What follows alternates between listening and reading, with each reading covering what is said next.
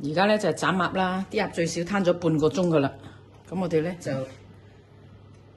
斬嘅時候咧，小心咧唔好剁到呢個碟啊！一剁佢咧個碟就爆噶啦。即係個碟咧最好攞遠少少。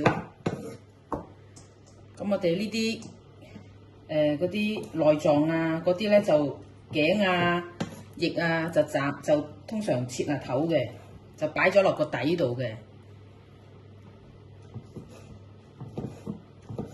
呢個係個潤嚟嘅 liver， 睇唔睇到啊？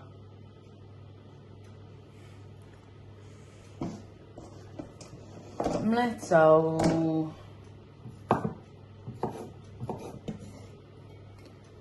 OK， 嗱呢隻鴨啦，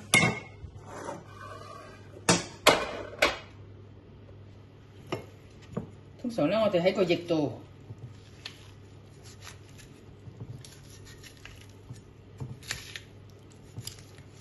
喺個較位度切咗出嚟先，然之後咧呢度咧，即係你會知道嗰個鴨胸同個鴨髀咁樣就有兩個 quota 咁，可以分開咗佢先啦。然之後呢度個位擋住晒添，係啦，呢個 angle 咧好啲。咁呢度咧喺個鴨髀呢度咧，又係有個較位噶嘛。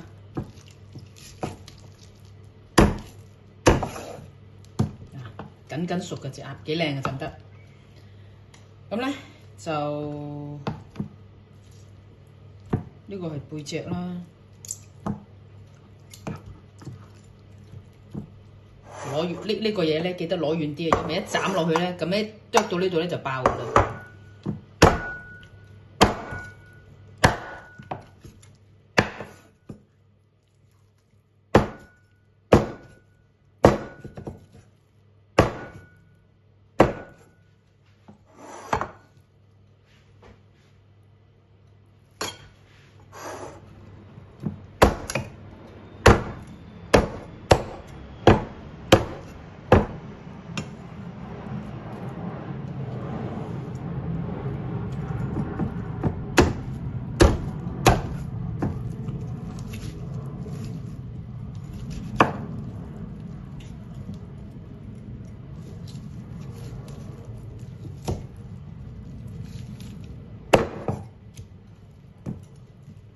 呢度係有個較位嘅，你唔想平平棒棒咧，你就專喺啲較位度落刀，咁咪唔會平平棒棒咯。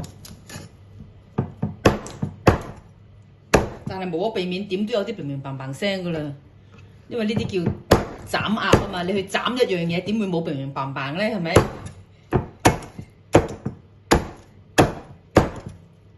咁斬完咪咁嘅樣咯，成碟鴨。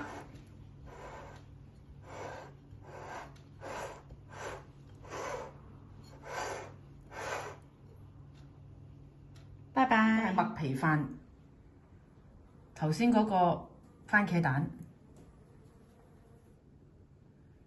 跟住就係呢個白斬鴨啦，跟住仲有就係呢個咁嘅豆嘢。